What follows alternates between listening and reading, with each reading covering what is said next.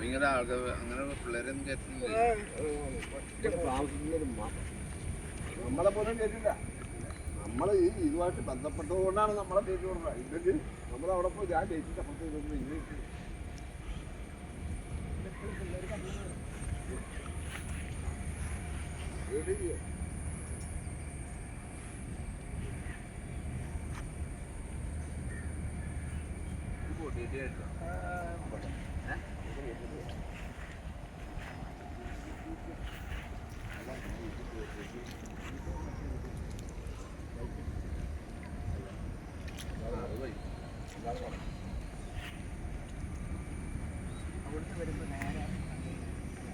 അവിടെയാണ് പോക്കി.